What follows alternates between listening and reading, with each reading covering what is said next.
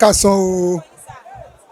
Orúkọ mi ni Kayode Olubori láti Èkó lèmi ti wá.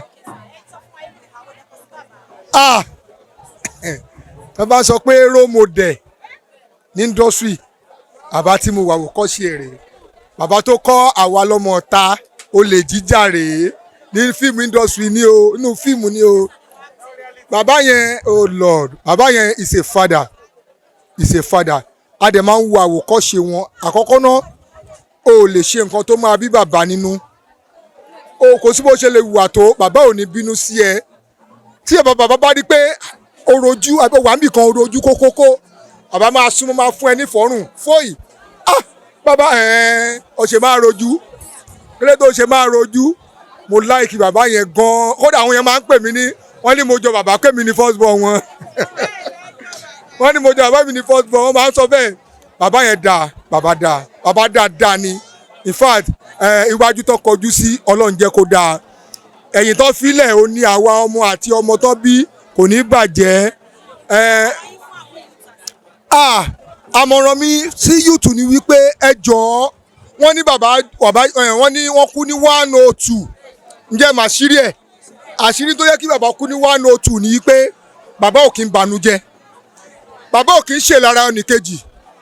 Bàbá ò kí ń bínú ẹnìkejì. Gbogbo inú bàbá máa ń dùn always ni. Ìwọ tó bá ti jẹ́ ọmọdé ni àgbàlagbà ni, má ṣèlára èèyàn, má bínú èèyàn. Jẹ́ kínú ẹ máa dùn sí oríire ọmọnìkejì. Jẹ́ kínú ẹ máa dùn nígbà gbogbo, máa rẹ́rìn nígbà gbogbo, máa ṣeré nígbà gbogbo. Wàláì ẹnìyàn last. Ẹnìyàn máa last, ó dẹ̀ máa dàgbà. Bàbá tó di 102, bàbá yẹn ń ṣe even last year a wà ní àjọpàdé ní location gan. Èmi àti bàbá léwọ̀ ẹ̀ṣẹ̀ síra wa. Wọ́n ń gbá èmi lẹ́sẹ̀, mi ò lè gbá wọn lẹ́sẹ̀ tó lágbàlagbà ni wọ́n. Last year, yes, 101. Àpàdé location yẹn ní pàtí àbá di 101 ní last year. A wà ní Kòròdú, àpàdé location kan. Bàbá dúró báyìí, èmi àti bàbá jọ ń léwọ̀ ẹ̀ṣẹ̀. Wọ́n ń gbá mi lẹ́sẹ̀, èmi ò lè gbá wọn. Tó lágbàlagbà ni wọ́n, mi ò lè gbá wọn. Bàbá yẹn dà. Ọlọ́run. Orúkọ mi ni Kayode Olubori tí mo jẹ́ Lagos State Tampan Treasurer. Ẹ ṣé gan mo dúpẹ́.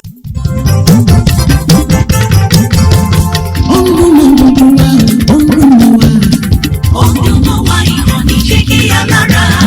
Jígí alára ìkànnì Olumo ṣe. Olumo wa ìkànnì jígí alára.